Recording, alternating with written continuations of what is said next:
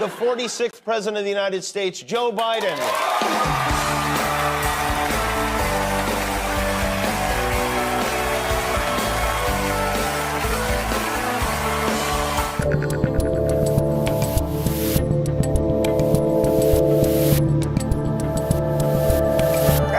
We just realized I should have had a mask on and then ripped it off as we started the show, because that would have been as bananas absurd as what you just saw from the elderly man pretending to be president. And of course, that was last week's appearance on the Jimmy Kimmel comedy program. And Biden, he puts on the mask just to pretend to take it off, and blah, it's all nonsense. I'm Dave Rubin. This is the Rubin Report. It is Monday, June 13th, 2022. Happy birthday to my buddy Ari, who I've been sparring with on the basketball court and over video games and politically for about 40 years now. We are live streaming on Rumble, YouTube, and Blaze TV, of course. And we're going to shift direction a little bit today because something happened last week that I actually did not cover because I wanted to wait to find out a little bit more information. And then we now have some more information. So we thought, okay, we can give this thing a deep dive. But there was an assassination attempt on Supreme Court Justice Brett Kavanaugh's life. Fortunately, it was an attempt and not a successful attempt.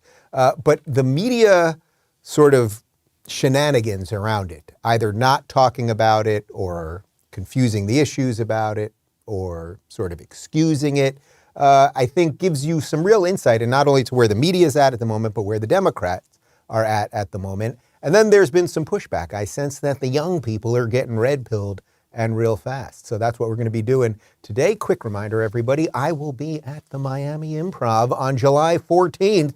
You can get tickets at daverubin.com/events. There are also VIP seats available if you'd like to give me the 1-second hug. And that will be the last show on the big tour. The tour is over. The last show was actually in Orlando with Ron DeSantis about a week ago, but we decided just to add one more in my adopted hometown of Miami. Before we get to the rest of it, I want to talk to you guys about real estate agents I trust. Buying or selling a home is already one of the most stressful things you can do, and it can be 10 times worse if you're not working with the right agent.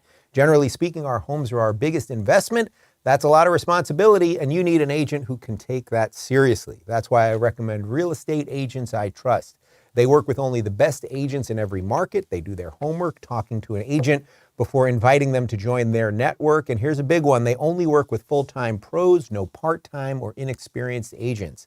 Their teams make the intro and then follow you through the buying or selling process to make sure that you're satisfied. The agents they work with have long track records and are the best sellers in their field. They're part of this audience. They share your values, and they're almost anywhere you want to go. The process is simple. Just go to realestateagentsitrust.com today and provide them with some basic info. Their team will contact you to make an introduction to their preferred agent in your town. And now back to me. Okay, so this was a serious event. And as I said, I did not want to just jump in and cover it without having a little bit more info. We have a little bit more info now, but there was an assassination attempt on the life of Supreme Court Justice Brett Kavanaugh. Fox did play some of the audio from the 911 call. All right, breaking right now, we have just received the 911 call from the man charged with attempted murder against Supreme Court Justice Brett Kavanaugh. The call is from Wednesday morning when 26-year-old Nicholas Roski spills the details of his plan to a dispatcher. And you said you came from California. Do you know someone down here? Brett Kavanaugh.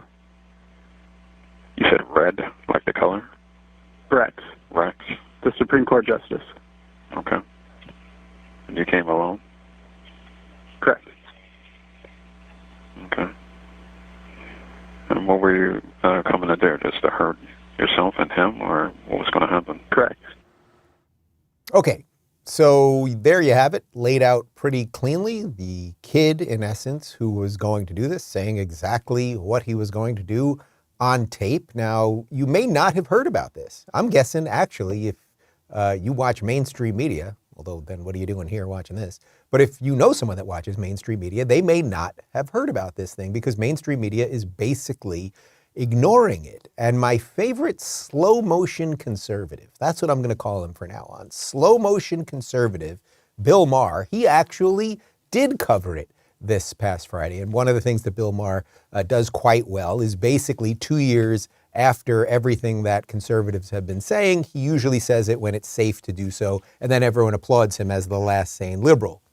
Okay, you know my feelings on that. But he actually took the New York Times to task for not covering it.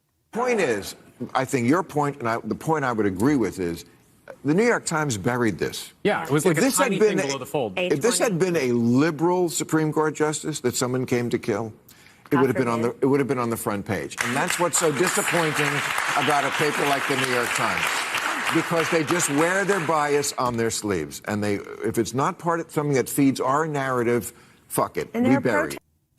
All right.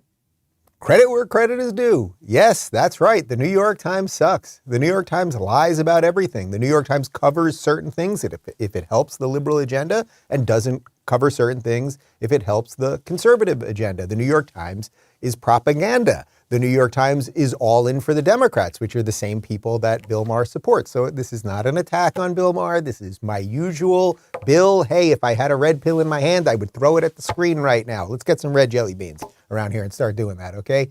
So I will give Bill credit for that. I wonder if he will sort of grab the sort of holistic version of this, which is that the entire machine is doing exactly what he's talking about and that he's sort of part of it. But if you want proof on how the media covers or does not cover certain things, here's a tweet from Steve Guest. And this is about what the Sunday shows did related to this Brett Kavanaugh assassination attempt. How the Sunday shows cover the attempted assassination of Supreme Court Justice Brett Kavanaugh via TVIs. Numbers of mentions of Kavanaugh. ABC's This Week. This is their big Sunday show. 0. NBC's Meet the Press. This is their big Sunday show. 0. CBS's Face the Nation. 0. CNN's State of the Union. 0. Fox News Sunday. They did cover it. So you see what's going on there, and I know you guys get it. This gets to the sort of split in the worlds that we live in. If you pay attention to certain media, you know actually what's going on. You know that there was a violent threat, potentially a legitimate violent threat, admitted by the guy who was going to do it against the Supreme Court justice. And if you watch certain things, you don't even know that happened. You also may not realize that there are plenty of Democrats who have been threatening this sort of thing for a long time. We always get the meme that the Republicans are mean and the Republicans are always threatening democracy and the far right and the alt-right and blah, blah, blah. But actually, there is an awful lot of video evidence, and we've got the videotape. Good work there today, Connor. Of here's, we just had to pick one today. We got a couple, but we'll start with this one. Here's Chuck Schumer threatening Kavanaugh. Taking away fundamental rights. I want to tell you, Gorsuch, I want to tell you, Kavanaugh, you have released the whirlwind, and you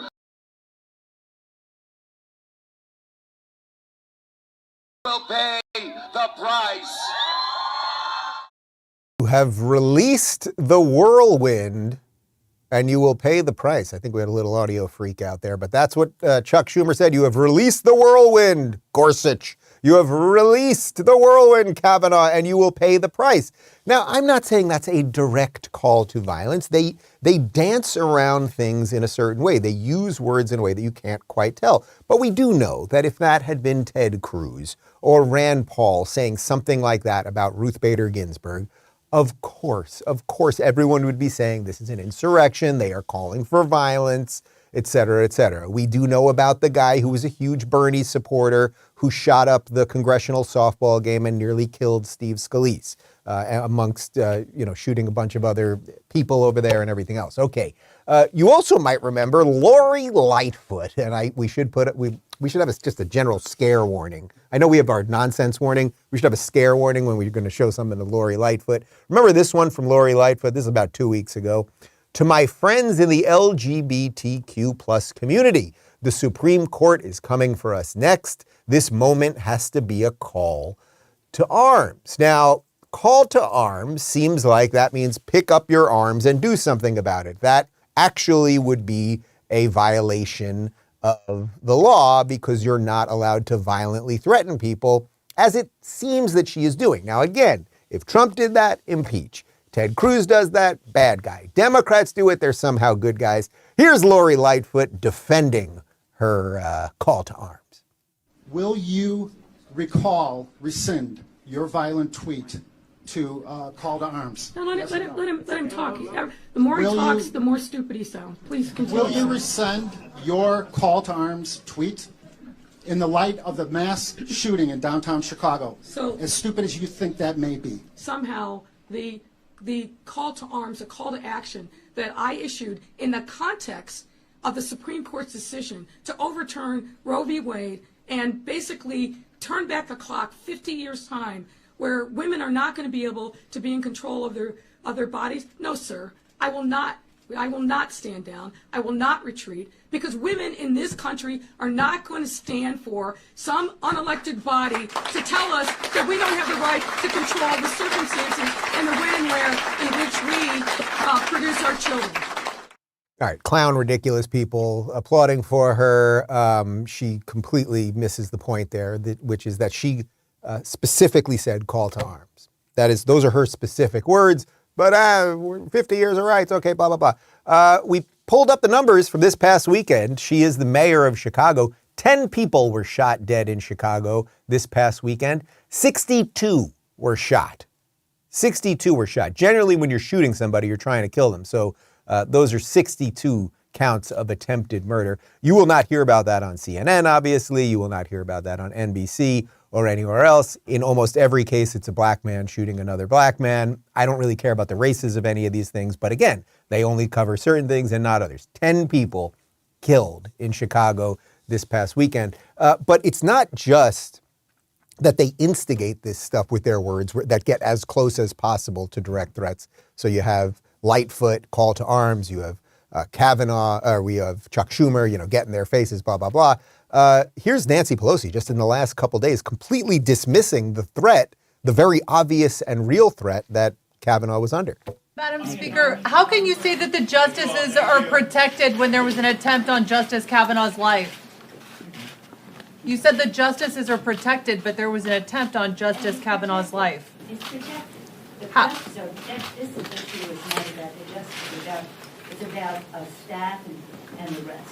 The justices are protected. You saw the Attorney General even double down on that. But this is about security for the justices. An armed man showed up near Justice Kavanaugh's house to try to... They're working together on a bill that the Senate will be able to approve of, because that's what we can pass. Whatever we want here. We want it to be able to pass the Senate. So I don't know what you're talking about, because evidently you haven't seen what the debate is. And not debate, but what the language is. There will be a bill, but nobody is in danger over the weekend because of our not having a bill. Okay, I know the audio was a little low there. So the key line is the justices are protected, nobody is in danger. Now, we know that there have been protests outside of Brett Kavanaugh's house for a couple weeks after the Roe v. Wade leak. We know that plenty of Democrats, Maxine Waters, you guys have seen those videos, get in their faces, give them no peace, all of those things. But a guy who literally is saying he was there to harm the Justice of the Supreme Court and then harm himself, he admitted it on tape, like we all get that, and she's completely dismissing it. Well, Congress then actually tried to do something. They tried to actually pass basically an emergency bill to up the security. Nancy Pelosi killed it. That's what this press conference there was in reference to. She killed it. And of course, one of her, well, I was going to say good friends, but I don't think they really like each other. AOC was very happy about killing that as well.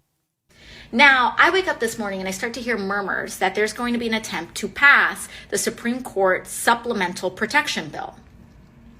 The day after gun safety legislation for schools and kids and people is stalled. Oh, so we can pass protections for us and here easily, right? But we can't pass protections for everyday people? I think not. God, just the dismissive way and the condescending way and the smug way that she talks and the camera angles and all of those things. It's just, all right, it's just awful. But okay, so there's some debate.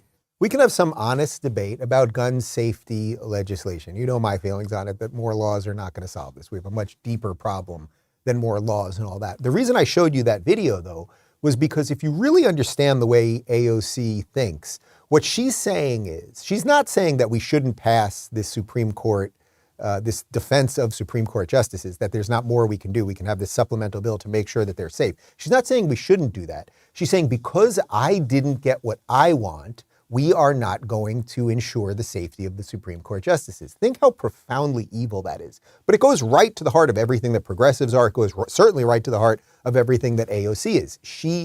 If she does not get what she wants to see the world burn or Supreme Court justices get threatened or potentially even murdered. That seems fairly obvious. I don't think that's an overstep. If I don't get what I want, I did not get the bill that I want. So, because she's not saying that the bill about the Supreme Court justices and their defense, she's not saying it's no good. She's just saying, I'm not going to do it because I didn't get what I want.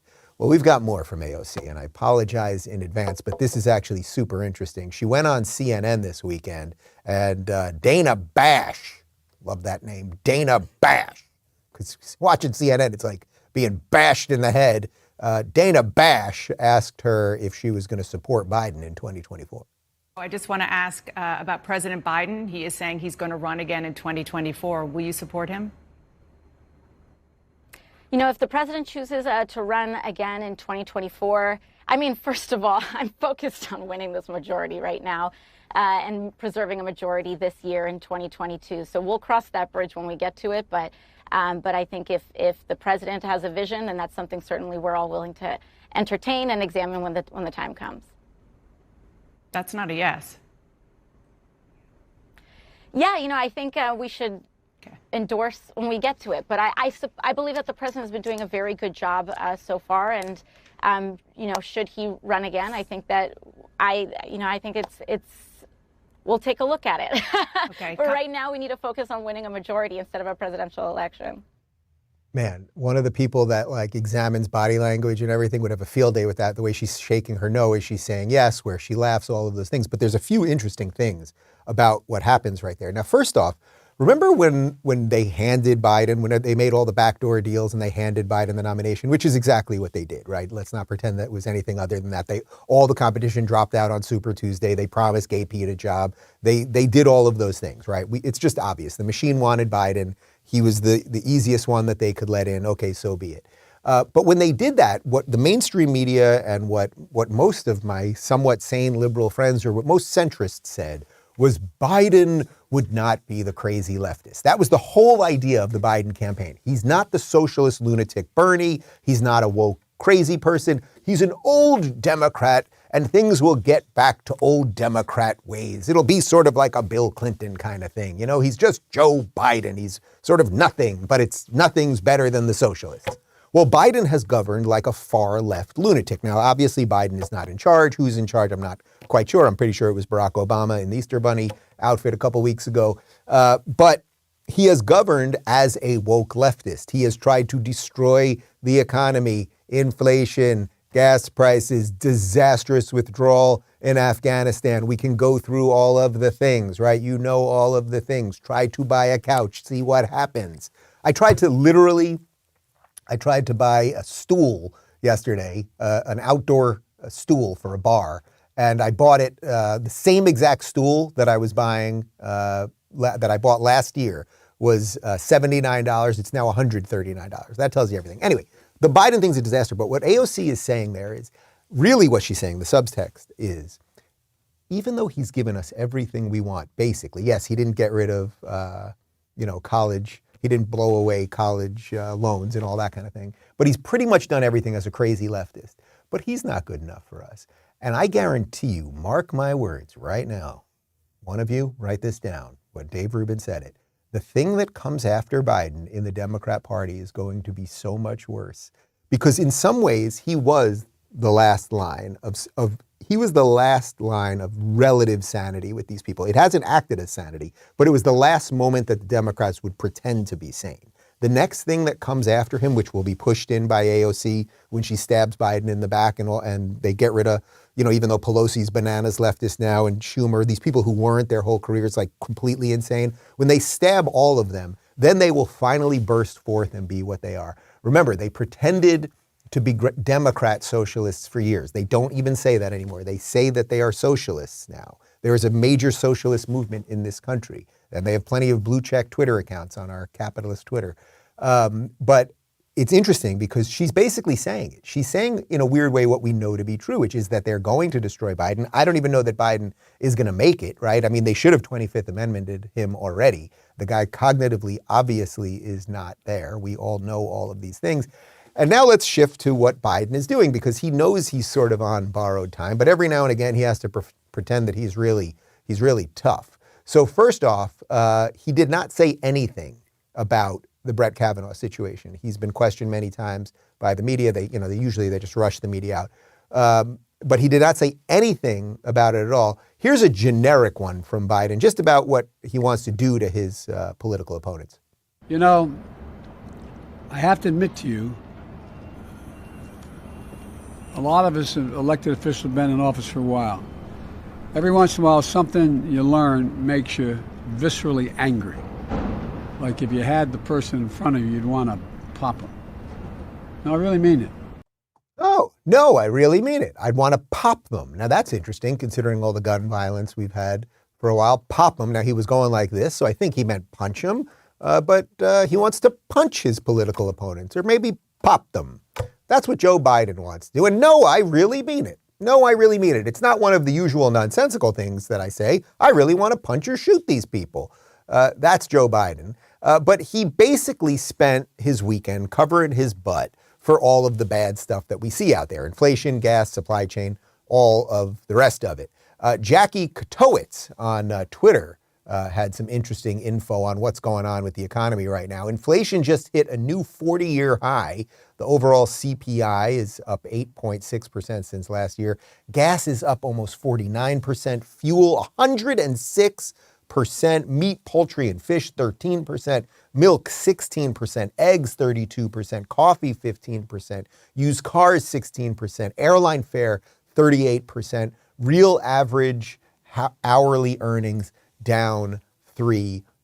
So the thing is a freaking disaster. And I would argue this is the greatest gift that he could hand AOC, because by governing so completely incompetently, it will fuel their base to say, oh, see, we had sort of this not fully woke progressive, this old guy, and he had something to do with Obama and whatever. But look, he wrecked everything. So we need someone even more radical and someone even more into socialism and someone more into big government. So she is going to stab you, Joe. I'm not here to do you any favors, but if any of your people are watching this, the progressives are coming to destroy you, fool. Now, there's more from Joe's trip to LA. That video we just showed you, that was in Los Angeles, the dystopian nightmare where I used to live of Los Angeles. I will put $5 in the jar to kick somebody out of Florida and send them to California. That's the new plan with this money.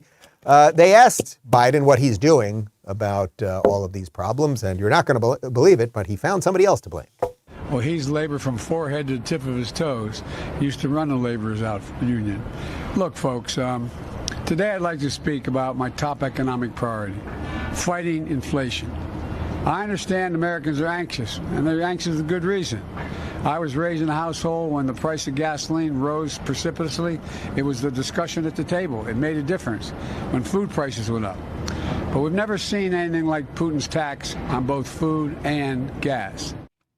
All right, so first, usually, you get the rambling, right? You just get the blah, blah, blah, blah, blah, blah. What's he saying? You don't really know. And then, of course, it has nothing to do with printing all of the money. It has nothing to do with all of their bad economic policies. This is Putin's price hike. Now, let's pretend for a second that there's some legitimacy to that there is this war between Russia and Ukraine, and that because of the resources and the oil and all of those things, that we live in this global world now. And when wars break out, especially with a big country that has a lot of resources like Russia, that it can affect the economies of other countries. Let's say that's roughly true, because there's obviously some truth to that. Isn't it the job of the presidents and the prime ministers of the other countries to figure out how to compensate for that? Like if one guy, if Putin can invade Ukraine and know that he can disrupt the entire world economy, wouldn't it be your job as the president of another country, say the United States of America, to have some firewalls in place, to have some policies perhaps in place that would stop our economy from tanking during that? I think that's what it would be, but that's not exactly what he's doing here.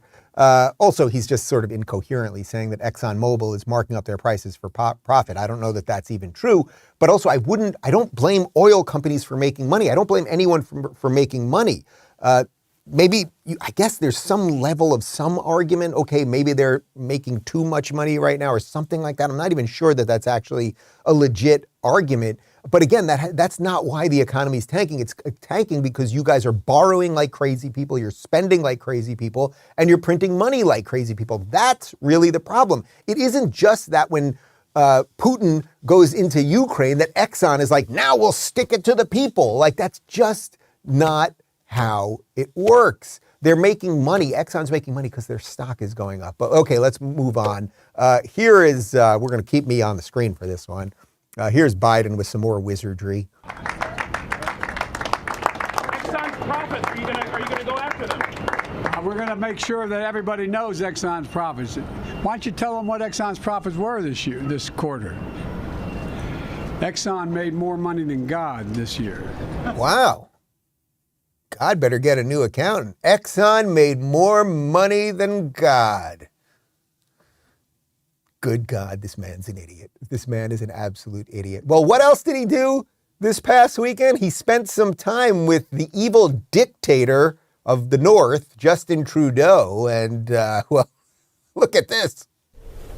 Thank you. Well, thank you all very much. Mr. President, are you disappointed in the boycott? Mr. President, are you disappointed in the boycott? Thank you. Get out of here. Joe Biden has dementia. He has old person syndrome. He doesn't know what he's doing. We can't let him answer questions. And Justin Trudeau's an evil freak. Okay, you gotta go. And then they just sit there. I mean, we could have played more of that. It's just so uncomfortable. And the aides yelling, get out of the room, no questions. It's just absolutely ridiculous. Press was only even allowed in the room for 4 minutes. But I don't want to just make this about Joe Biden because Justin Trudeau, you know my feelings about Justin Trudeau. And as Jordan Peterson says, Justin Trudeau fundamentally cannot say anything true. He is the worst sort of authoritarian. I wear a nice suit. I have a nice haircut. Oh, look at my pink socks. I love the LGBTQ LMNOP people who will gladly use the government to take you out. And if you don't believe me, listen to this zinger. And there are debates, and we have a culture where the difference is guns can be used for hunting or for sport shooting in Canada, and there's lots of gun owners, and they're mostly law-respecting and law-abiding. But you can't use a gun for self-protection in Canada. That's not a right that you have in the Constitution or anywhere else. If you try and buy a gun and say it's for self-protection, no, you don't get that. You get it for hunting. You can get it for sport shooting. You can take it to the range, no problem, as long as you go through our rigorous background checks. But there's a difference around the culture. And one of the things that we're seeing with the debate in the States is you get more and more of the American-style, right to carry, self-defense arguments filtering up through the usual more right-wing communications channels. Yeah. I would like to say, as a leader of the right-wing communications channels, thank God for the Constitution of the United States. Thank God for the Bill of Rights. Thank God for the Second Amendment. Thank God for all of the people who proudly defend it. Thank God for those ideas that are still percolating to our north so the average Canadian can realize that that guy wants all the guns and wants to be able to make sure you can't protest or shut down your bank account or everything else. But how insane. You can't use a gun for self-protection. You can't. According to him in Canada, you can't. So someone can break into your house and maybe you have a gun there because you hunt elk or deer up in Canada, right?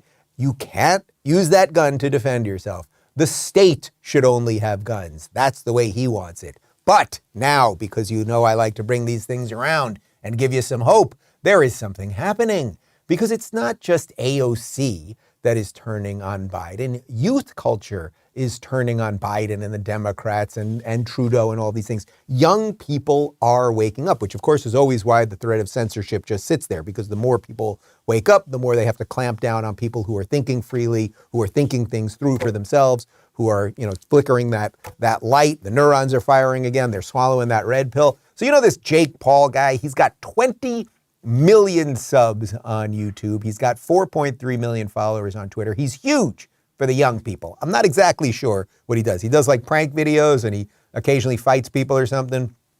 He's big. The point is, it doesn't matter whether I know anything about the guy or not. He's big with the kids. Well, he tweeted this out just in the last day or two. Biden accomplishments: highest gas prices, worst inflation, plummeting crypto prices, highest rent prices ever, created new incomprehensible language. If you're reading this and voted for Biden and you still don't regret it, then you are the American problem. That got 122.5 thousand likes, okay? This is big. It doesn't matter if you watching this know this guy or not. He's big within young people. The fact that young people are now waking up to this insanity, realizing that things were pretty good under Trump. They were damn good under Trump. This is the point. This guy he was like a Disney actor, right? That's what started this guy? Like, something is actually happening here. But what are they going to have to do? Now you know where I'm going with this. When people start waking up, what do they have to do? They have to censor you, or there's the other option that they have, which is scare the flying bejesus out of you. And what might the GOP do or not do with their newly claimed power? So the January 6th commission would cease to exist. The findings will be completely suppressed and will not be admitted into any further investigations while the GOP will be in power. They would impeach President Biden as quickly as possible, and they will continue to find ways to impeach him going forward. It would also embolden Republicans and the far right and white nationalists across the country to begin to believe that it is their time to not just take power in the House, but the Senate, the White House, and state houses across the country. And we got to understand that this is a group that has been radicalized by the Great Replacement myth and many other things, and have been pushing for violence and pushing for even civil war. You see what they're going to do? They're telling you what they're going to do. And when people tell you what they're going to do, when people tell you what they really think, you should believe them. So they're prepping their own audience, because they're going, if we can't censor everybody, and we are going to get crushed in the midterms, which is what it looks like, we better get everyone as fearful as possible, because the white nationalists might launch a civil war. Ah! It's such crazy nonsense. By the way, that guy, he's a New York congressman. That's not just one of their generic, like, MSNBC contributor lunatics. He's a New York congressman. And if the Republicans retake Congress, they're going to impeach Biden. Well, they might. And he probably should be impeached because he doesn't have the mental capacity to be president. You guys also ran 2 fake impeachments. But that white nationalists are coming. They're coming, and the civil war is here. And again, guys, that's why I always say, what do we do with these people? We can't turn these people around. I can't turn around the truly Kool-Aid drunk people of MSNBC, but we can separate from them. And I don't mean that in a violent civil war. I mean that from build new things and let them have some stuff and let them destroy themselves, and we'll go on and live better lives. We got a cold close for you in just a moment. Oh, and at noon today, I will be live for the hour on the Megyn Kelly Show on SiriusXM, and then it's released as a podcast on the YouTube later. Today is Monday, which means it is Meme Monday over at the Rubin Report Locals community. Here's the meme that I put up today. Companies on June 1st, you know, I'm something of a homosexual myself. And of course, that's from Spider-Man 2. The first time around, guys, for the record. Michael was a little confused. There's been 87 Spider-Mans. That was Spider-Man 2 with the original Dr. Octopus. Okay, there you go. A couple comments from the locals community. Nuclear Patrick says, Putin tax is the new Russia hoax. Yes, absolutely. Well said. It is. Remember, we had 4 years of Russia. Russia installed the president. Russia's running the bots, blah, blah, blah. Now everything that goes on, it's still Russia's fault. It's still Russia's fault. Such drivel. Kathy D says inflation will be the reason for the red wave.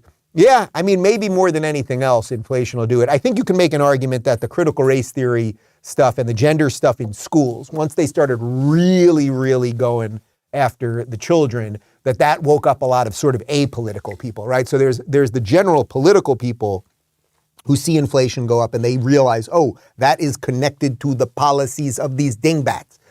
then those people might change their vote, right? You're sort of this like nominal average Democrat, and you're like, boy, you know, actually putting aside everything else, things were better a couple of years ago, so this is bad. That's one type of person that can move. But I think the real person that's going to move is the person who was just sending their kid to school and, you know, now their son is a girl and the rest of the drivel nonsense.